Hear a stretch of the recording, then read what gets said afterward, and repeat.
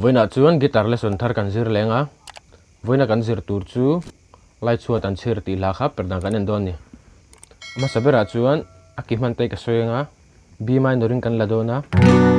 chuan E minor kan hmang bokanga chuan G D C chuan F sharp kan hmang bokanga F kan hmang bokang ama sabera chuan a first verse le first chorus ka sachinanga chuanin an dot te in Perhdan kan en zom zel don ni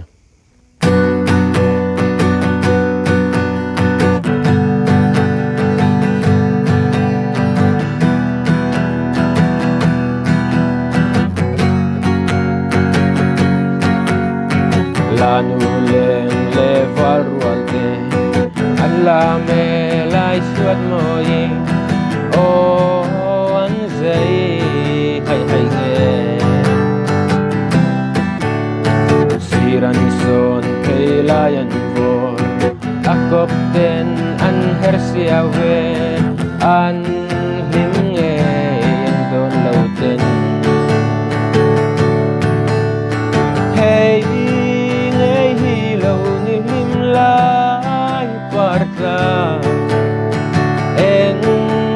reng andon love rol lai lungai le buai na zongte sirano lin nuia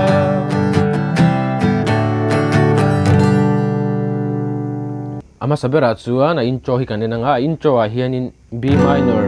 G E minor F sharp amanga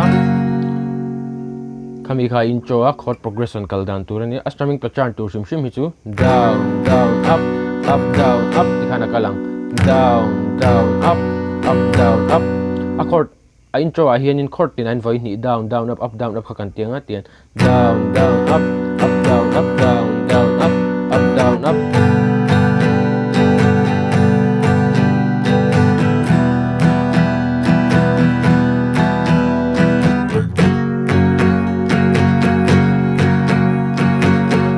na intro chu kalanga avar sa hian chord progression hi pathuma nainga ama sabera chuan B minor E minor C D G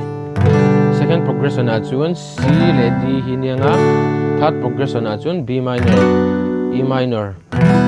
F C D chuan avar su tiang kan perle don ni a strumming pattern po kha down down up down up thau khan nianga chuan a first progression chu tina kalang B minor a khan down down up down up kha voi ni kan tianga E minor a po voi ni C D G a khan voi khat cheu kan tiang kan sachinanga lanu leng levar rualte an la me Laichhuat moi o an zei hai nge kan tianga G a khan down an o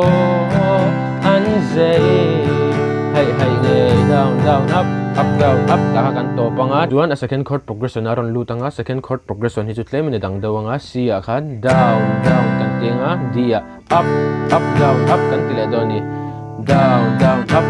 down up kan chuan third progression aron lut lenga a third progression an B minor le E minor a hen voi ni kan tilenga F C a hen voi khat atober di ahin voi ni kan tileng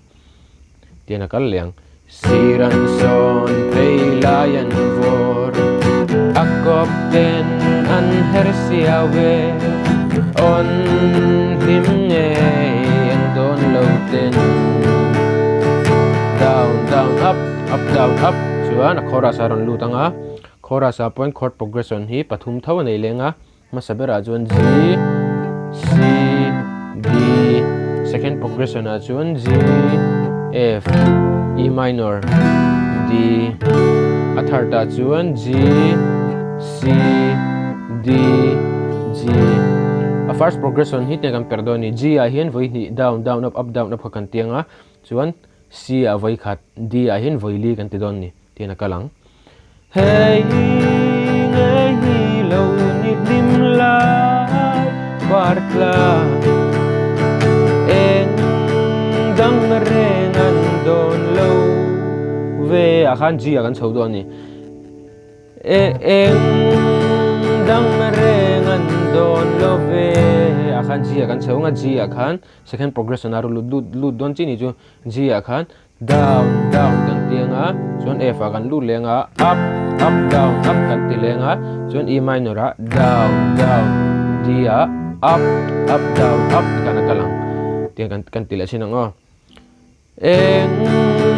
dang reng an don lo ve down down up up down up E minor a down down D a up up down up kana kal don ni chuan a top na hian a top chord progression na hian G a voi ni kan tianga C a voi khat D a voi thum G a voi khat kan ti leang tiana kal leang ro lai lung ngai le buai na zong te si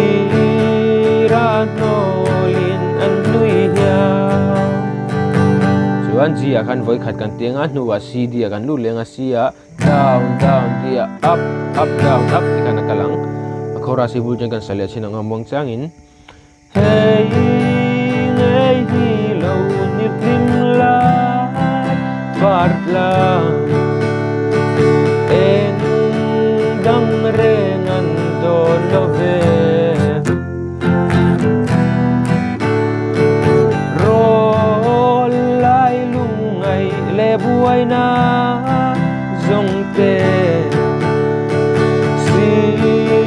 ra nolin an nui hia